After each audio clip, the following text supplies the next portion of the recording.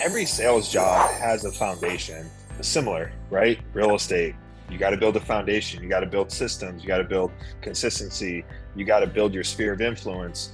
Yeah, you can buy your sphere of influence. You can buy leads. You can do all that, but those those are way harder, in my opinion, than going out and building genuine relationships. And that's all network marketing or multi-level marketing was building genuine relationships where people will buy off you because they like and trust you.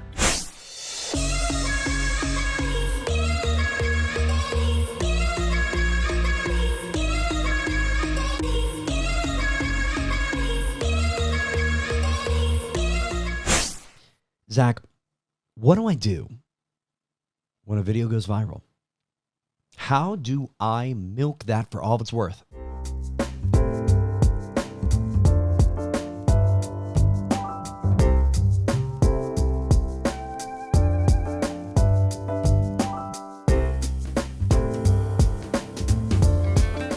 Yeah, I think sometimes people think that a lot of this stuff is like us sitting in ivory towers and like, everything's perfect all the time. And, as you can see, I'm in my car. So didn't have lunch, Yeah.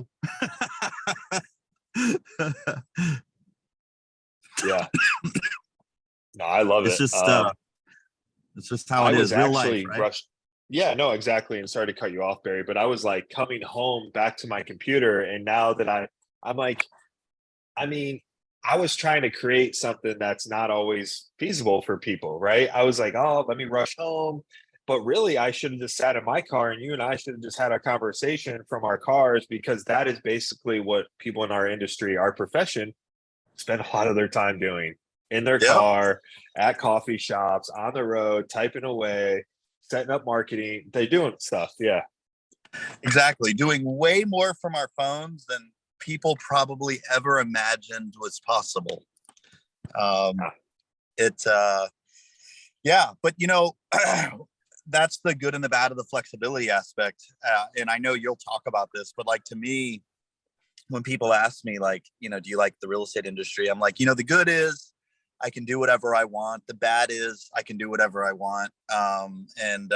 Mastering yourself, right? I'm preaching to the choir now though. Yeah, no, it is definitely a good and bad. And I think our topics today that you and I are going to talk about, I think people are going to learn a lot from them, right? Because now is a time that those daily habits, those things you do consistently, those little things, not the easy things, those simple things that may not be easy at first because they're not a habit. You have to create those, but those things are going to set people up, and they're either going to make or break people, I think. And a lot of that comes down to just forcing your body, right? That's why a lot of people talk about the cold plunge, right? And you hear Tony Robbins talking about it. You hear all these people talking about it. It's actually, a lot of people say, yeah, it's got a lot of metabolic effects, metabolism, all that stuff. But really, it's telling your brain when your brain says body fire, your body fires. It doesn't go, oh, well, I need to keep myself alive, I'm going to freeze it. No, I told you to do a thing, and you need to do it. And that's kind of where it gets into like those daily habits, right? Like with phone calls and door knocking and sending a text, so right. Yeah. Well, and I didn't know that my schedule was going to work out the way that it did today, but this morning I was in Starbucks, and I happened to look. It rained, and where the gutters were, you could see where the rain was like over years of just going through the gutter, had like gone into the pavement and like made a concave. And I was like, there's a message there somewhere.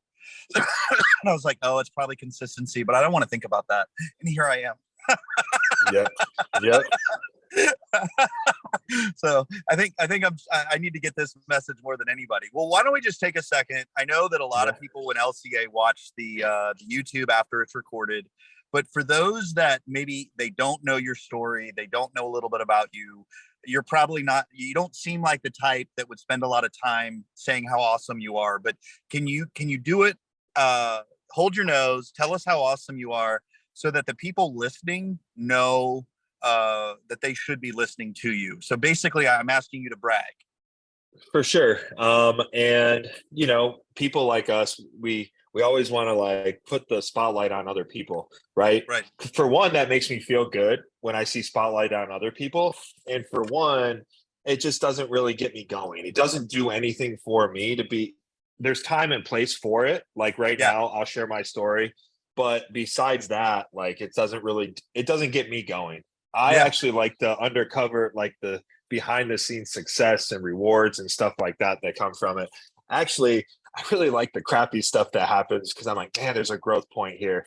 I'm going to learn something from this. All right, I'm falling flat on my face, but I'm going to learn something from it. But yeah, so my background is joined the military at 19.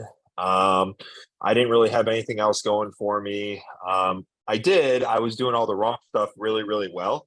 I was a professional at that, you know, partying, having fun, wasting my Right. parents' money. I was freaking great. A student there. But on the maturity level, I was really, really low at. Like I was like below the mark, right? So I'm like, I gotta do something. I was not in great shape. I just looked in the mirror and I was like, man, this isn't for me. So got joined the army, did the army thing, and then I kind of got in the army and did a 180, and my mindset shifted. And I'm like, okay, what do I got to do to be successful here? Okay, Right. what are the top leaders looking at? Well, they want you to be fit. Okay, because it starts your day, right? The first thing you do in the army every day is you go on a run. They go like you just do physical fitness, whether you work out, go on a run, blah blah blah. So I was like, okay, I could be really good at that. Let me start there. So then I just progressed, and then I got like a year and a half, 2 years in, and I was like, man, I'm bored, right? I got that bored feeling. I'm like, all right, I'm not really growing here. So then I went and tried out, and I went to Ranger Battalion, which is a special operations unit. And Oh then my from there, gosh. then I went to another special operations unit as a support guy, but doing like similar stuff, but a little bit different. So last 8 years. Pause. For those that don't know, because you just dropped that, like I went to the grocery store or something. To be a ranger, that's not easy to do. That's that my under I don't know as much as you do, but my understanding, that's like would you say that for those that aren't familiar, that being a ranger is similar to like being a Navy SEAL kind of? Yeah, so there's different levels of Navy SEALs. So a regular Navy SEAL, I would say yes. When you get into like the dev group or like the higher tier one, like it goes by tiers, tier one, tier two, tier three. So Rangers and SF and all of them are usually tier two, tier three. Then you have like the super guys, right? Like like Delta Force, dev group, like they're just like the guys you know, the guys that do Up north. stuff that, Yeah. yeah, that like when that you don't see on the news type stuff, you know. So yeah, it was pretty challenging, but a lot of it's just like physical fitness. You show up, you work really hard. In a lot of that stuff is just mental toughness, but a lot of it comes from your physical peak, like your physical toughness, because the better in shape you are, the more you can control your mind, because you're like, this doesn't suck as much. So the less it sucks physically, the less you tell yourself I'm going to quit. So, right. So, and then also the people you're around. Proximity is everything, I feel like, because the better group you're with, the stronger your tribe is. You just feed off each other. If you got really weak dudes with you, or women, whatever, I just worked with mostly men in these things. Right. The weaker your tribe is, it starts to feed you, right? That's why I tell people all the time, get around the campfire. If you're feeling like unmotivated, go listen to a podcast. Go talk to your buddy that's uber successful in their industry.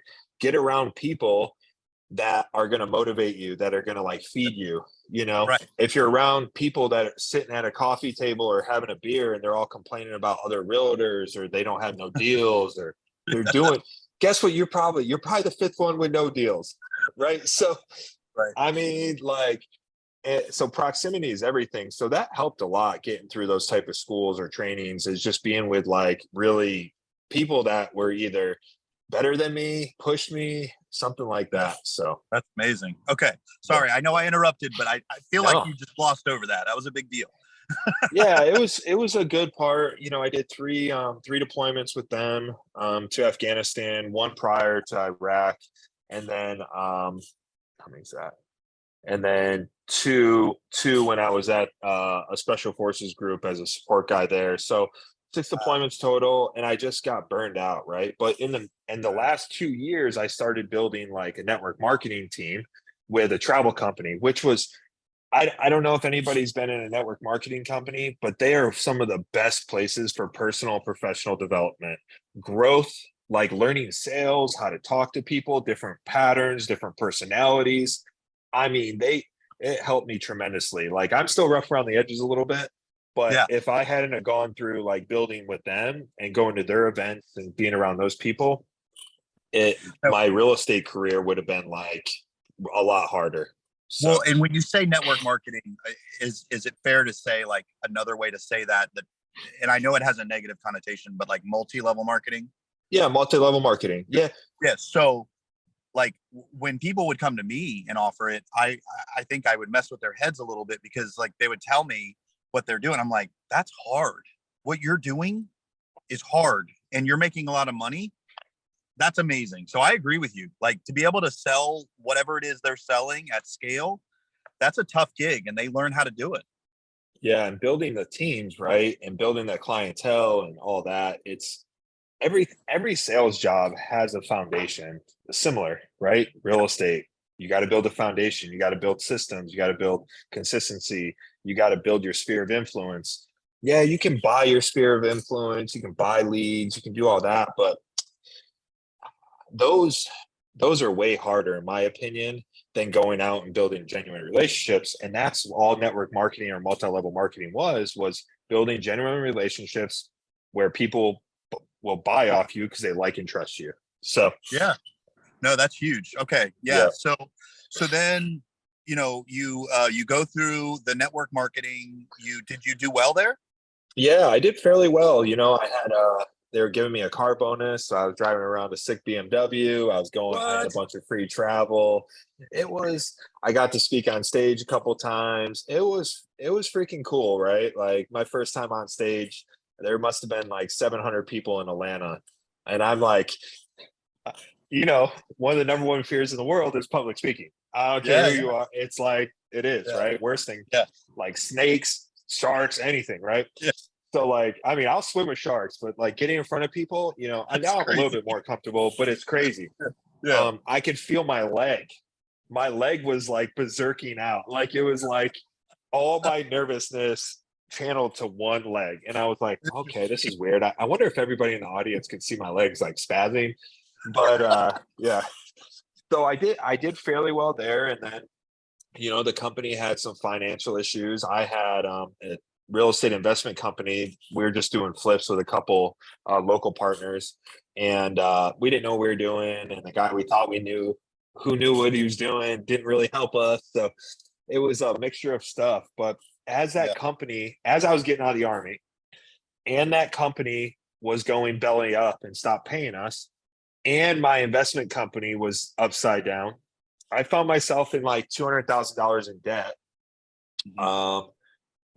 And then a lot of it, and I don't recommend this, there's other ways to get money. Please do not do this. I borrowed it from friends and family and credit cards, right? So you do not do that unless you have a foolproof plan, but I don't recommend doing it. Sure. So I paid everybody back over time and tried to do it as fast as possible, but I still had this debt.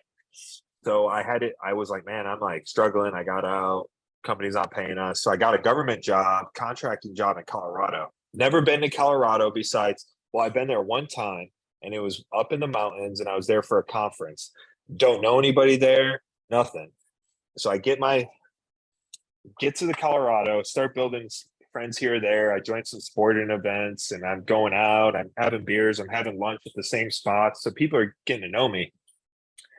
And one day, my buddy who kept bugging me to get into real estate, I finally said yes. And I was like, you know what? I'm bored. I'm at the government doing the same stuff. They're just paying me a lot more money to be bored. I'm over it. So I got my real estate license, and the rest is history. I started building my sphere. Sorry, somebody came up to my door. No, you're Building good. my sphere, and I did a lot of it through platforms that were free, like at LabCoatAgents, like referral networks, like our company's referral network, our brokerage. So I did a lot of that, but I also bought a lot of leads and stuff like that, which Sure. I blew all that money. Yeah. So, and then once you got your, you were established, you kind of went through some phases as a team, right? Like, you went big and then small. Then is that a good oversimplification? Yeah. That is very, very. So I went from solo agent, and I did 67 deals in my second year as a solo agent. First year, 22. So I was like, man, 400K a year in commissions. Like I'm like, this is amazing. And then these group of people from all various brokerages were like, hey, we want to start a team at your brokerage. I'm like, cool, come over. I'll sponsor you. It'll be great. Yeah. They're like, Yeah. no, we want to do it with you. I'm like, ooh. I'm like, okay, well, I didn't know what I didn't know. And I'm not against teams. I'm not saying we did it right. For us in the end, it just didn't work out, right? We just did a lot of stuff wrong. It was a lot of growing. I loved it. Last 3 years have been tremendous. I've learned so much. But we went from solo to like a standard team. And then we went to where we had like reduced caps, but then we went to a quarter cap phase where it's a mega icon team. And we just expanded in Colorado, Boston, Florida, and we just did all these systems, and it was so freaking awesome, but it was so stressful. And I'm glad to be back to where we're just a family. We're a collaboration group. Everybody's solo agent. We're doing our thing, and we're able to provide more value. I feel like, because I'm less stressed out. I'm having fun again. Yeah, So, that's awesome. Yeah. I think the industry kind of incorrectly views having like many or large teams equating with success. But for a lot of those teams, you look at their balance sheets, and they're not doing great. So yeah. Look, obviously, dude, you've had a lot of experience in life, and so there's a lot of talk about recession, mortgage rates, changes in markets. How does a guy like you face whatever comes, we don't know, with confidence? Like, what should we know that we don't know based on your experience? Yeah. So what I would do, two major suggestions I would focus on is, a lot of people, and you've been seeing probably videos and gurus and everybody saying this, but I'll just say it again, is they're like, what should I be doing with my money? What should I be investing in? Probably your freaking self first, right? You should be reading books. You should be going to conferences, because at those conferences, guess what? They're the same people with the same questions, and they're there to network, and they want a friend. It's best to be friends with people that are doing the same stuff, that have the same mindset, than get like depressed and sit in your house and like, man, so what I would do is invest in yourself, buy books, buy audios, listen to podcasts. Don't watch the freaking news, because someone just gave me a statistic the other day, and I was at the gym. That's one of my daily habits. So I was at the gym, and I was talking to a guy, and we conversate every now and then. And he was like, a funny statistic? And I was like, what's that? He's like, you see those TVs over there? 10 minutes of that will set your day up in a good or bad way for the next 4 hours. What? And all they play on that is crap news. Crap news. And it's like, it's kind of funny how they do it. I live in Florida, pretty conservative state. They have CNN, MSNBC, Fox, some like BS thing, and then sports. Like, I'm like, God, I get all perspectives now. And they'll have like a finance one too. I'm like, oh man. So now I just put my head down, like cell phone neck, while I'm on the treadmill. And I just I just I try not to look at it. And if I look up, I catch myself, and I'm like, no, you don't need to look at that. Listen to a podcast or listen to some music or something.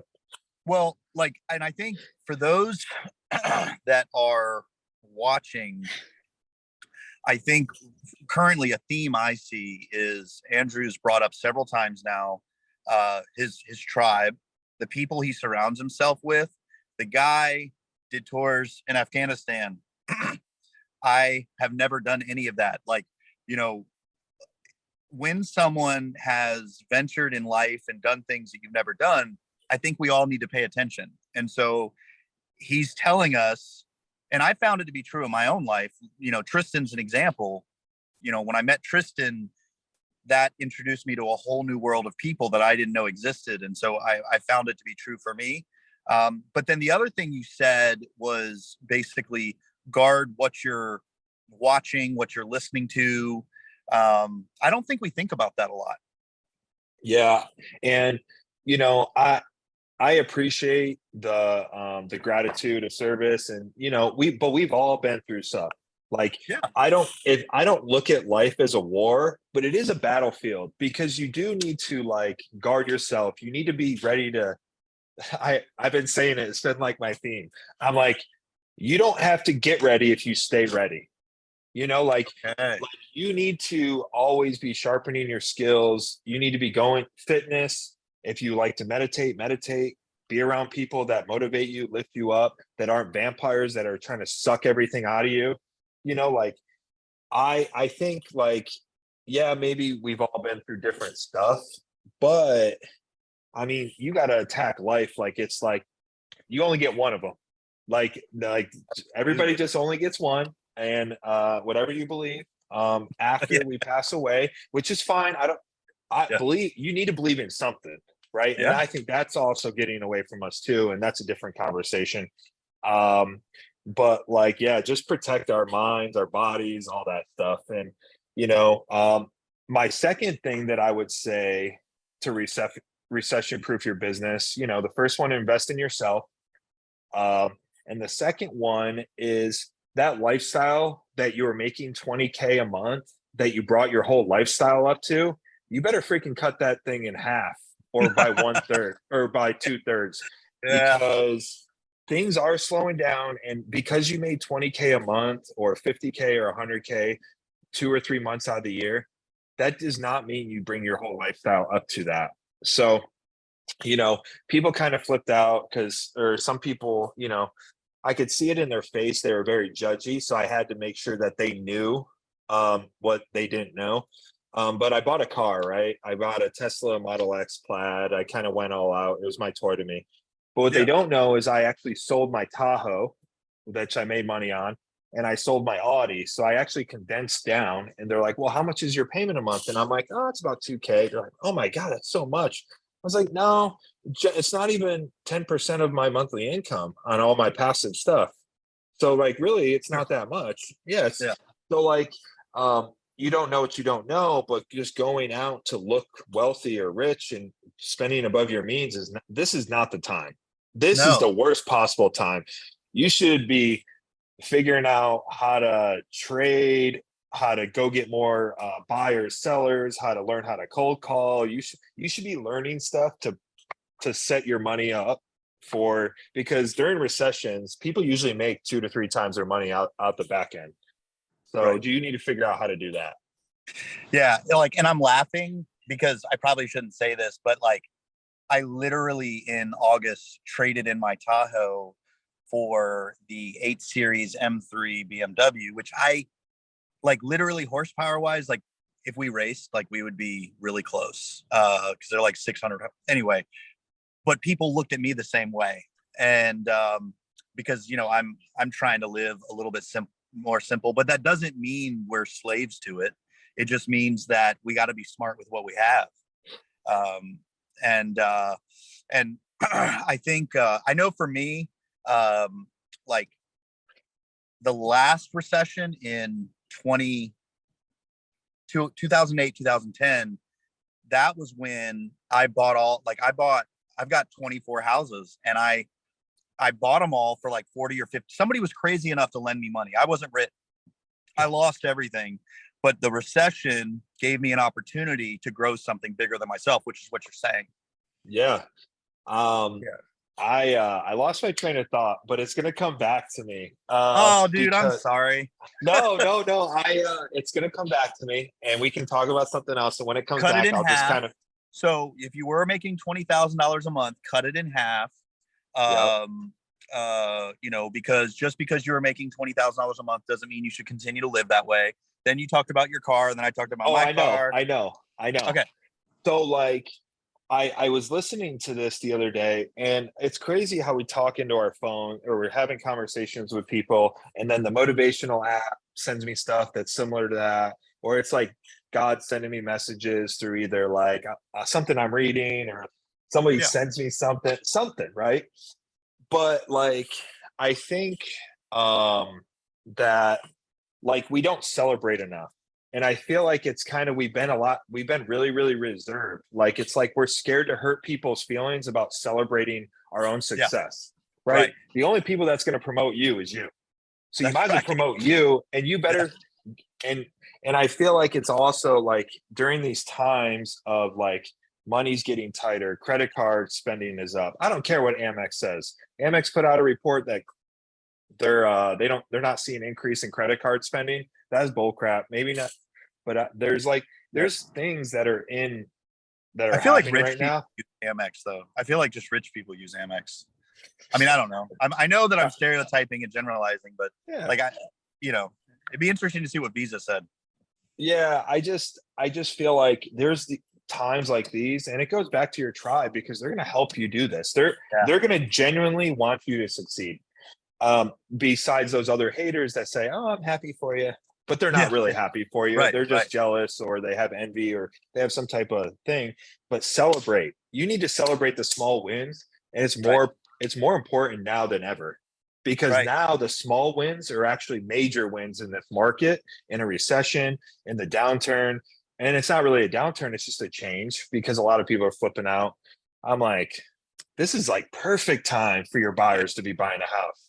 They're getting Yeah. concessions paid for. They may have a higher interest rate right now if they can afford it. I'm not saying, I don't like that saying, what is it? Marry the house, date the rate. That's the dumbest thing. Any realtor that posts that, you're not even considering what their payment is. You're just trying to get them to buy a house with you, in my opinion. Yeah. I don't like that saying. I think it's very, I understand. Yeah. It can be misused to encourage someone to buy when they shouldn't. And Yeah. I think that's what everybody's problem with it is. Yeah. But all right. So for those watching, I went on a rant. No, dude, this is exactly what I feel like we need to be thinking about, because we're not watching who we spend time with. We're not being careful about who we're allowing to speak into our lives through entertainment or radio. And we do need to be careful. What is it? Iron sharpens iron, right? And I know for me, when I think about the recession, like when COVID first hit, everybody freaked out, and I waited for everything in 2008 to go back to normal. Like I was like, well, eventually things will get better, and I starved. So this time around, I was like, oh, okay, we can't show homes. All right, what are we gonna do? You know what I mean? Like you got to figure it out. And I feel like some people, they just when you want to give up. Let me ask you this: when you want to give up in any category of your life, but you can't, how do you keep going? What do you like? Well, let me just start from before that. Everybody that's an entrepreneur has 2 to 3 days a week. I don't give a shit who you are, that you're just like, screw this, I'm done. I don't. Yeah. Everybody has those moments. If you say you don't ever have those moments, you are not working hard enough. You're not pushing yourself hard enough to get out of your comfort zone. If you don't feel that way, you are too comfortable. Work harder. Do something different. And I don't mean that to be like a know-it-all. Yeah, everybody has those. How do I deal with it? Well, I do something different. I take myself out of that situation, and I change my freaking state. I go to the gym. I revive. I take a break from work. I go do something fun for myself, or I'll go out to dinner. I mix it up, and I take, because the more you focus on something, it expands, right? That's Right. good and bad. So if I'm focusing, I'm like, man, today's been a crap day. Guess what I do? I just like, I've removed myself out of a bunch of like text groups that were just super negative, or if I'm really good friends with them and I don't want to be a complete a-hole, I just hide it or I mute it, and I just don't want to deal with it. So if Yeah. I just see them complaining, I just like, okay, because they ain't gonna listen to me. I'm one of their best Right. friends. They're Right. like, oh, Andrew's here trying to dad us again, you know? Yeah. Yeah. And Yeah. now that Yeah. I'm a dad, I got some good dad jokes, but they don't want to hear them. So No, that's simple, but honestly, that's really good, because I think I know, when I think about myself, I never look forward to exercising. I hope one day that changes, but and I think we tend to like, instead of saying I don't feel like doing XYZ exercise at the gym, why can't you mix it up and do something else, that week or that day, just to keep your what is it, variety is the spice of life, right? So yeah. I think that makes a lot of sense. It's really good advice too. Yeah, I mean, there's like, I didn't go to the gym this morning. So like my daily routine kind of looks like this. So it looks exactly like this. And it's changed a little bit because my mom's down here visiting. So she helps out with my daughter and the house stuff. Yeah. That frankly I'm not the best at. So Yeah. Yeah. Yeah. so I've slept in a couple days or more often than I'm used to, but like I get up around 6:15, get my daughter, help get her ready for school, do all that, breakfast, then bring her to school by 8. And then I'm at the gym by 8:10.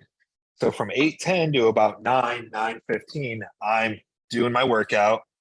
I am walking with a weighted vest, and I'm in the sauna. So I Oh, do those three things.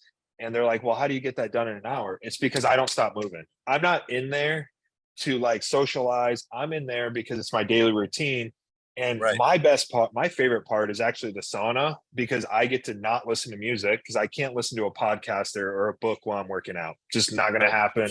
I'm not motivated. I need like fist pumping music, like EDM, like rap, you know.